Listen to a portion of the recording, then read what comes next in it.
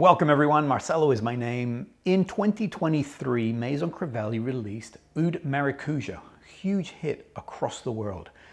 I don't own it, and personally, in my very humble opinion, these four are way better.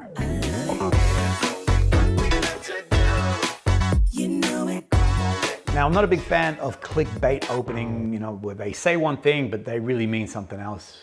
What I said is the absolute truth. I tried to love Oud Maracuja when it came out. There was a lot of noise around it, and I thought, wow, this is an awesome extension to the brand. Maison Crevelli is a brand that I absolutely adore and own a number of their fragrances. However, Oud Maracuja just did not do it for me. And to this day, even before I started this, I thought, let me test one more time. I went out, I tested, and I'm like, all the things that I don't really resonate with that fragrance are still present. So why all the noise? I don't know. Sometimes these things happen. So let me put forward to you four fragrances that I really, really respect, four fragrances that I love wearing, and four fragrances that I personally think do it better. Let's talk about Oud first. Now, Oud is a very complicated fragrance note. Some people absolutely adore it. Others are just repulsed by it. It does have its classic characteristics: pungent, fecal, barnyard. I've had some people write to me and go, if it has those qualities, why in the world would you want to wear that? It does have a very reverential scent profile to it. It's highly sophisticated, and in the air, as it diffuses around, the Oud note is divine. If you want to know more about Oud and why is it so amazing, I did do a number of productions on this. This one here just talks about Oud, some recommendations. And if you love all things Xerjoff, then this is a lineup of Ouds from the Xerjoff brand. The classic pairing of Oud has been with Rose. Rose and the Oud together creates this very regal, almost noble-like scent profile to it. It's very sophisticated. It is a beautiful fragrance to dress up with.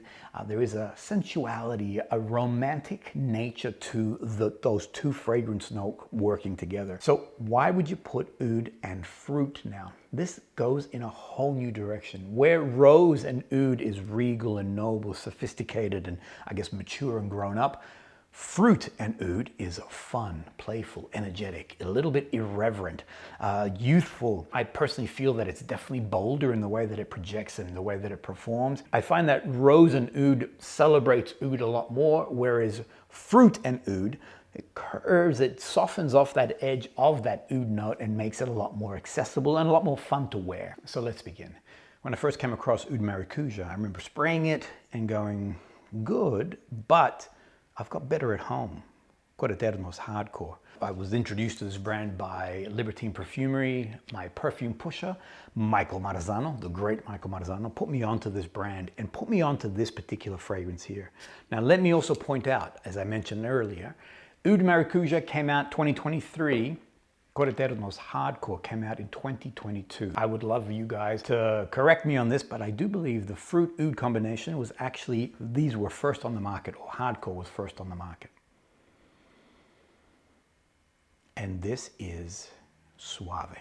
And I'm going to come back to that word to explain what I mean, because if I use words like smooth and creamy and soft and round, I have to use too many words to explain one thing, which is suave. On opening, you get a divine, tropical nature to this fragrance. It's a creamy mango that I'm getting, some other fruit notes, but for me, the easiest way to define it is that sort of tropical nature. The Oud note is in the background, but as I mentioned, there is a suave nature to it. It's round, it's soft, it's not imposing. It's actually quite a beautiful combination between these two, I guess, key facets, the fruit and the Oud.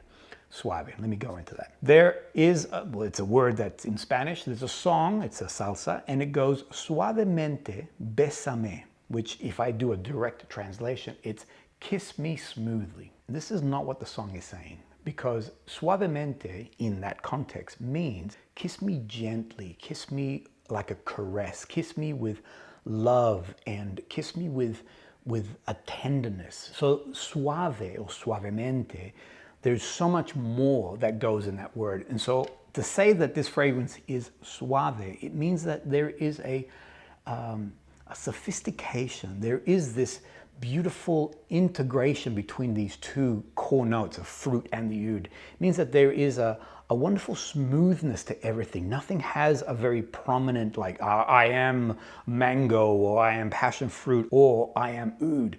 In fact, it's this beautiful suave, just ball of yumminess, you know, this very gentle round. And this is how the fragrance begins and also goes all the way through. The fragrance is not linear, but it does start and move in a very particular direction. It doesn't go in all sorts of different areas, and we'll talk about Nerone in a minute.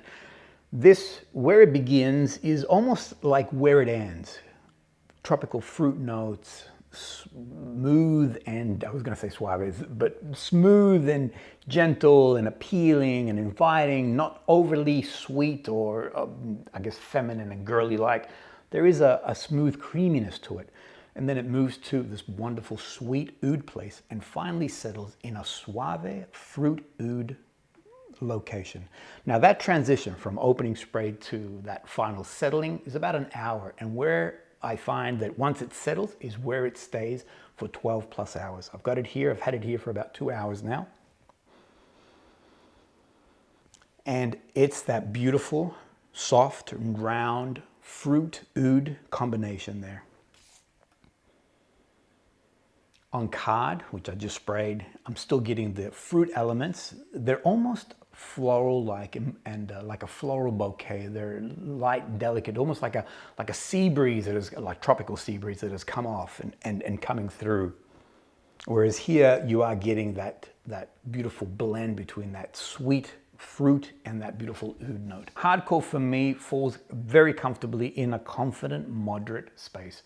The fragrance, and you'll find that because they all have oud, they do project really, really well. There's a great presence when you're wearing this fragrance, and 12 plus hours minimum. The truth is, you'll wake up in the morning, you'll smell it, but as a confident fragrance that you can spend a whole day on, Hardkor is fantastic for that. The brand Coreterno is an Italian brand based in Rome, actually based in Trastevere, which is an extension of Rome. The owner is Michelangelo Brancato. I have spoken about this man before. If anyone was born to be a rock star, it's Michelangelo. I had the privilege of meeting this great man a few years ago and have become good friends. In fact, he was part of, or Coreterno was part of, the KM 9-day Italy tour that we did last year. So I have a fragrance touring business in which we go behind the scenes, we explore brands, only niche brands, the creators behind the brands and the perfumers, and celebrate the work that they're doing.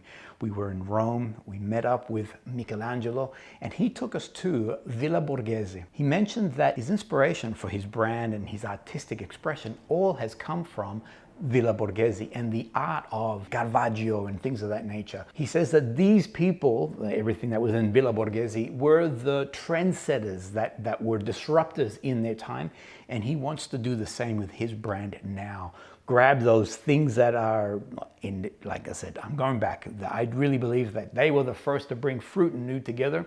So those classic notes, be the disruptor and bring something that's a little bit irreverent and now make it something accessible and fun and beautiful to wear.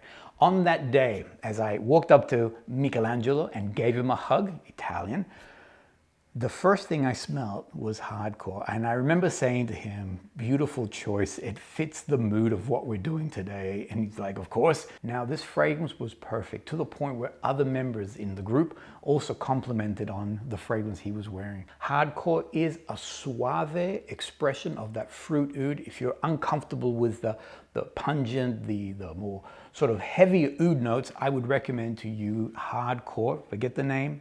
Recommend to you Hardkor as a great place to begin this fruit oud journey. Another awesome Italian brand is Pantheon Roma. They too were part of last year's tour. We were in Rome, we met with Leone, who is the owner of the brand, and went through the entire collection. Now, Nerone was one that I fell in love with very, very quickly. What I love about Pantheon Roma is that they celebrate anything to do with Rome. The name Nerone refers to Nero, and allegedly, even though his legal team won't be chasing me, allegedly, Nero was responsible for the burning of Rome. You've heard the stories. And I love that this now becomes a story-like expression of its name. On that opening, you're getting a mixture of sweet, fruity notes, but now with this woody smokiness lingering in the background, but also with this caramelized, inviting brown sugar-esque scent profile. Divine. The opening, I mean, when I remember when I first sprayed this thing, I'm like, sold, put it on my tab. This is awesome. The complexity with Nerone is spectacular. If you love fragrances that really take you on a journey, slowly move you through, throughout the experience of the fragrance, and Nerone does it the best. On opening, you're getting this wonderful, potent but sweet oud. The oud does come forward. You are aware that this is an oud fragrance. But give it now 30 or so minutes, it begins to transition, and now you're getting this wonderful, smoky, sweet, wood-like quality. The oud has come off. That smokiness that you experienced at the start is still present, but mixed in with that caramelized sort of dark sugar.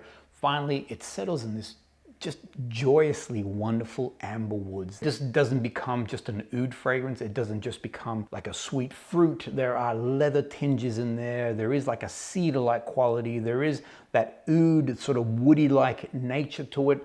You are getting some fruit notes, super complex. The whole, as I said, from beginning all the way through, the experience it's a joyful ride when it comes to a fragrance. On that opening, I'm still in that pretty potent oud quality. The oud does come forward quite distinctly, but it is being tempered with these fruit notes. I do believe that there is like a raspberry, there is passion fruit. You are getting that tartness of that sweet passion fruit note.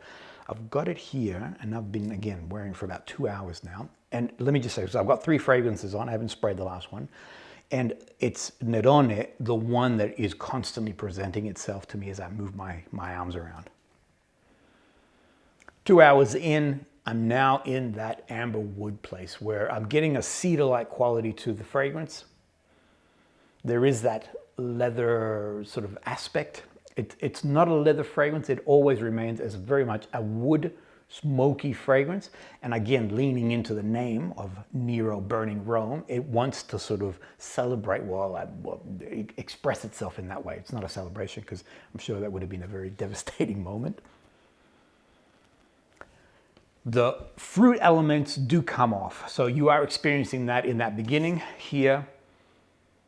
Like I said, those sweet caramelized notes with that tangy passion fruit is definitely present, but then as it dries down, it does go into much more of a woody place. I have said before that this is a statement maker. Have a look at this particular production where I celebrated fruit notes in fragrance. And it's interesting when you think, how do they create a fruit note?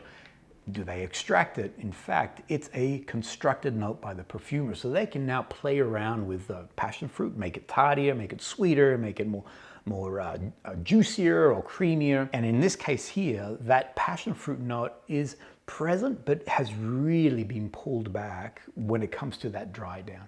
This is more of a masculine edge fragrance. Hardkor, anybody can wear. I feel like those suave notes between the fruit and oud play beautifully, whereas here, on that dry down, that leathery, cedar-like, the more woody aspect definitely becomes, I feel, a bit more masculine leaning. The sillage and projection on this baby is enormous. So I would like to put it, I don't want to say it's full because it doesn't like, it's not nuclear where you walk in and all of a sudden, boom, all this explodes, the scent profile explodes, but it's definitely in that high to confident, moderate space. I was wearing it the other day, went out for dinner, and I did purposely choose it. And oud is not one that I would like to wear in a closed environment. I find that I don't want to be imposing that scent profile on someone else who might not be enjoying it. But I wanted to test, I wanted to see what it was like. I feel that the caramelized nature of it, the smokiness of it, and things of that nature are not so oud prevalent. Throughout the evening, I'm smelling the fragrance. No one's saying anything, so I'm like, okay, cool, everybody's cool with this. That once we got home, we were chilling, myself and my wife, Sandra. She said, as I moved around, she caught whiff of my fragrance, and she mentioned, all evening I've been smelling your fragrance. I smelt it when we were walking. I smelt it when we were at the venue, and right now it's definitely present. She said, and so I asked her, is it overbearing? Can you recognize what kind of notes? She says, oh, it's definitely an oud fragrance, but it's not over the top and it's not imposing. It's not one that is, as I said, you know, an oud fragrance, which is a little bit too much. There is a beautiful balance. And she tried to pinpoint, I said, okay, you're getting the oud, what else are you getting? She wasn't able to pinpoint the other elements, but other than it is a fragrance that you want to, well, you can be noticed in. It's a fragrance that if you were going into something that needed a bit more sort of like grounding on who you are, then Nerone is a wonderful statement maker for that occasion. The next one in the lineup is also an Italian brand, and they too were part of the tour last year. They're a Florentine house, Boyce 1920, have been creating fragrances or been a perfume manufacturer since 1920. Guido Gallardi was the founder, and their family, the Gallardi family, have owned this perfume line ever since. Have you worked out the connection? And if you said they're all Italian, 100% correct. 2 brands from Rome, 1 from Florence. If you said that they were all part of the KM Fragrance Tour of last year when we celebrated all things Italy, 100%, you're absolutely correct. But that's not the link. The link is in the name of this fragrance here, which is Art 1920. There is a perfumer called Arturetto Landi. Now, this might be a name that you might not be familiar with. Arturetto has been the author of all 3 of these fragrances. Personally, Arturetto is a genius. He is one of those perfumers where you're probably not aware that he's had a hand in it, but most likely you've been in contact with his fragrances. He's authored these, so he's put his name against these. I was at a party. I was invited by the Italians. It was an Italian celebration. And as I walked in, I remember seeing a number of people that you will know. I looked around, I thought, hey, there's such and such, and there are these people. And I looked across, and this is the true story of how it happened. I looked across, and there was this man sitting by himself. All these other perfumers, there's a small crowd around them. But over here was this gentleman all by himself. Here's the photo. I walked up to him, and I said, Arturetto, I love your work. And he was, I guess, lost in thought, and he looked at me somewhat perplexed to the point where it destabilized me. And he said to me, do you know who I am? And I thought, uh-oh, I've miscalculated. This is not Arturetto, whoops, you know. And I said, I guess I'm pushing forward. And I said, yeah, you're Arturetto Landi, the perfumer. And he's like, nobody knows who I am. I'm a ghost perfumer. I'm always in the background. And I responded, cheeky like, I said, well, I can see ghosts and I know what you do and I love the work that you do. Then I started to mention his fragrances. We had just come from Florence and I had just experienced Art 1920 and I told him this fragrance here is a rock star fragrance. Anyway, the rest of the evening I spent with Arturetto. As I mentioned, there were a lot of dignitaries within the perfume world in there, but my time was spent with Arturetto. I heard some great stories. I won't repeat them here. He told me some inside gossip. And I go back, Arturetto first created that fruit oud combination in 2022 with Hardkor. So I would recommend, go out and test this and see what you think. Let's talk about this baby here. So I've got it on skin, boom, boom, boom, oh, right here. I am deep in the dry down and I'm getting a wonderful fruity oud fragrance. Where here it's suave oud fruit, here I'm getting a beautiful balance between that fruit and oud. I can distinguish between the both. Whereas here, it's this beautiful round ball of beautifulness. And here, I'm getting fruit, I'm getting oud. And it was built in that way. Let me spray the opening because bada boom, this fragrance here is magical. Again, if you're uncomfortable with oud as a fragrance note, you want to begin to explore it, I would recommend to you Art 1920. It is glorious on that opening. If you read the notes, and I'm not going to list them all, I'm going to tell you what I get, but it is an explosion. It is a fruit basket. There's so many different elements. What I get is a very clear tropical, but now more mango, pineapple, passion fruit. Nothing is tart, nothing is sour. Everything is soft and sweet, but not feminine. It falls just beautifully down the middle. I get a yellow peach. I get a peach-like quality to it. I do get some berry-like elements. Like a raspberry. And it is divine. It is so, if you love fruit leaning fragrances, it's a beautiful new inclusion in that. However, the evolution then takes you in a whole new place. So that opening is delightful. It's succulent, and it brings you in, it draws you in gently. Nothing is sharp, nothing is tangy, nothing is sour or like makes you wake up. If anything, it does have that suave, that suavemente element to it. As an evolution, it starts off with this fruit basket, and let's call it summer fruits, because a lot of the fruits that I mentioned are more summer related. So wonderful summer fruits, inviting and sweet and delicate and succulent. It moves to then like a sweet oud place. And the oud is not the pungent fecal or poopiness. In fact, it's a lot more woody-like. So it has a cedar-like quality. Finally, it does settle into that sweet fruit oud location. It's gorgeous. The dry down on this is divine. It does, as I mentioned, it does start a lot more celebrating the fruit elements, but it does go into a woodier place. I find that the sillage and projection also is in that very confident moderate. It is one, unlike this one here, where it definitely sort of pushes itself a lot more. I find that these two here are very similar when it comes to their presence. And then when it comes to its longevity, 12 plus hours, there's no problems at all. I wake up in the morning, so I've been wearing these the last few days. I wake up in the morning, I'm smelling Nerone, just like bop, it's perfect. Whereas these two here, I can smell that sweet, fruity oud touch, but it's not as pronounced as what Nerone was when I woke up. Art 1920 is a fragrance that creates intrigue when I'm wearing it. People around me can detect it. I do get compliments. Now here, I need to qualify this. So I don't buy fragrances to get compliments. It's not, I buy fragrances for me. I buy fragrances for my own personal hedonistic pleasure. It's something that if I include something new in my collection, it's because I enjoy it, or it's because I want to create, it's a bit of a statement maker for myself.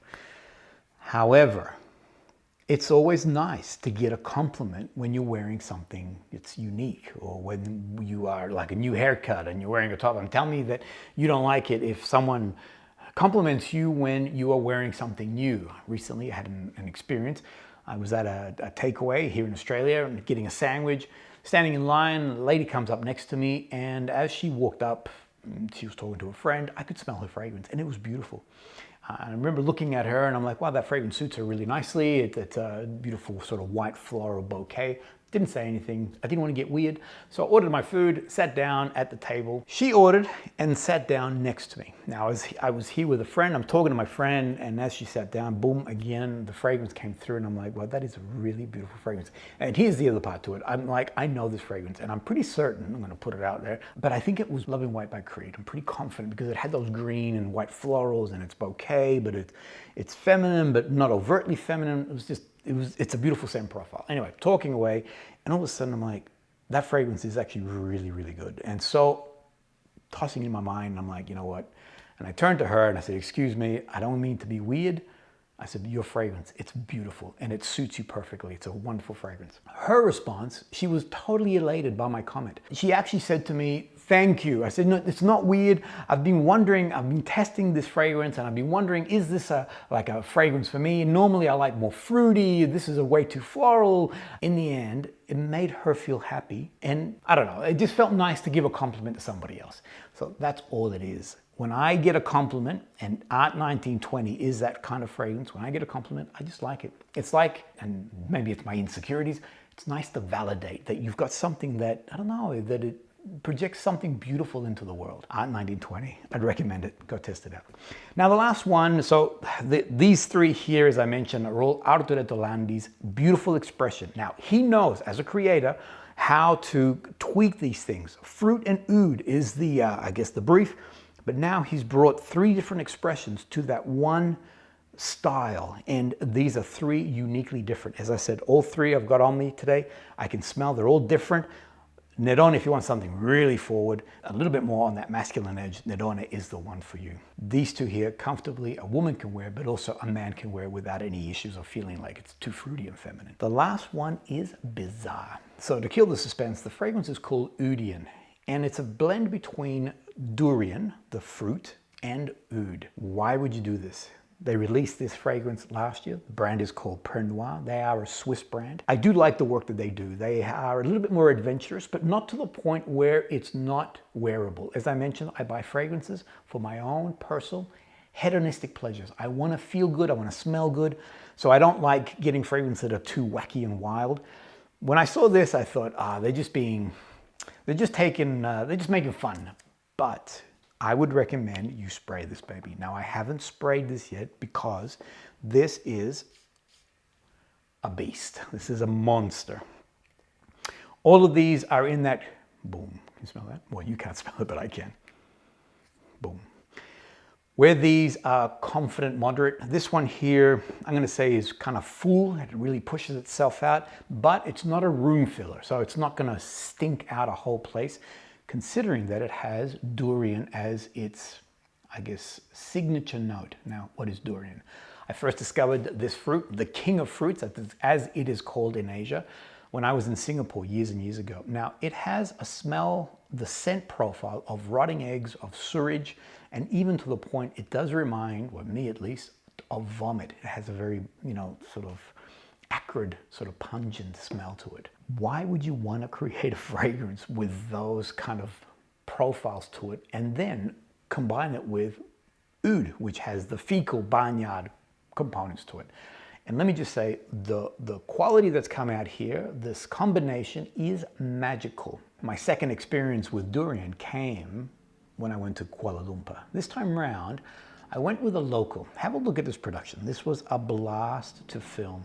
And she is a big durian lover. And she said, we have to include my favorite durian place, and I want you to have it. I said no to her originally, only because of my experience in Singapore, but she's like, you just need to try it. It's just divine, and I'll get one that you're gonna really love. Now, this expression, this was all filmed as an ad-lib moment. Nothing was scripted. And the first element is, I guess, my nose sort of dominating the conversation. I could smell that rotting egg. I could smell that vomit-like quality to it. And so I responded in like manner. But then I'm like, oh, hang on a second. That was actually, the texture was creamy and smooth. And then there was like a tropical flavor profile to it. Think of a combination of banana, mango, and then pineapple, and blend these together to create this smooth creaminess.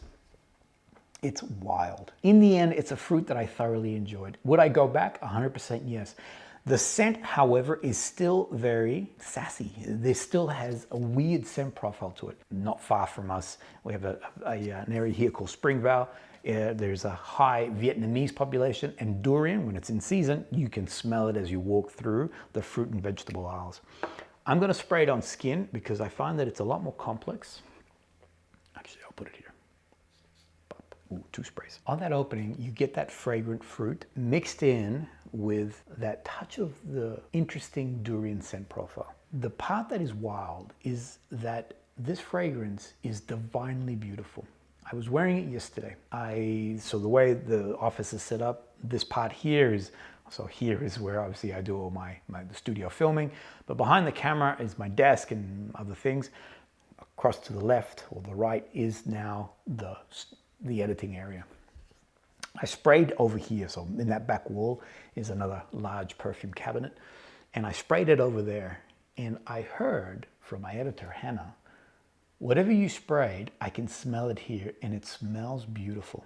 And that was Oudian. And I didn't want to go over to her for her to experience it. I'm like, what are you smelling? She's like, it's floral, it's sweet, it's really, really pretty. I went over to her, let it sort of settle down, and I said, okay, now what can you smell? I smelled it prior, and I do get that durian note, that touch of that sass, the classic durian smell. And her response is, wow, it's beautifully floral. And she was convinced that there's a rose in here.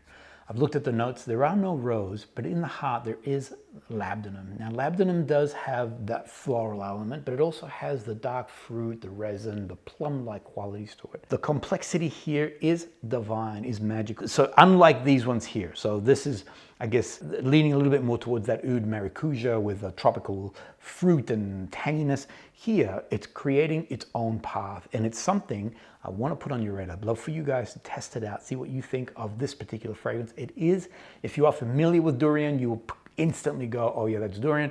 But if you're not, your brain will want to try to sort of allocate what does it remind you of, and it does have a very beautiful fragrant floral nature to it. There is, I guess, the fruity elements, but you can't put your finger on whether it's a mango or a passion fruit or anything tropical. If anything, it is a little bit fruity floral in its texture. Divine. Last 12 plus hours without a problem. I do find that as it migrates through, it does settle. At the moment, I'm in a sweeter place, but eventually when I dry down completely, I'm much more in a Durian oud place. So the more pungent, the more robust notes of both the Durian and the oud are a lot more present. I did read, I was looking through Fragrantica to see what other people think of it. And some people are like, really like, why would you do this? I was like, this is crazy. And others like, whoa, this is super intriguing. So I'll be curious to see what you guys think of the fragrance. If you want an evolution to give you a bit of an idea, the way that I've experienced it is that I do get a durian fruit on that opening. So it is very present. It does go to sweet florals. It does have a floral element and finally does settle in that balance between the oud and durian scent profiles. It balances between these two, both not in a pungent sort of repulsing kind of way. It does have the, I guess, the appealing nature, but it definitely different from these other three, which are a lot more on that suave sort of profile. Here, it's very distinct. Oud Durian. Boom, baby. There you have it. 4 fragrances in that if you like Oud Maracuja, you're going to love these 4 expressions. I want to roll this out a little bit more. There are, I've noticed, some fragrances that get super hyped. And when I look at them, I'm like, yeah, they're good, but have you not seen these? So if there's any others in your line of sight that you think, I'd like to know, I do like this, but is there anything else that you would recommend? Put them in the comments. I'd look forward to exploring that. If I can match them up, I will definitely do that. I think this is something that I'd like to explore further. Wonderful to have your company. So good to be together in this kind of format. I do look forward to your comments, and I'll see you guys all on the next episode. Bye, everyone.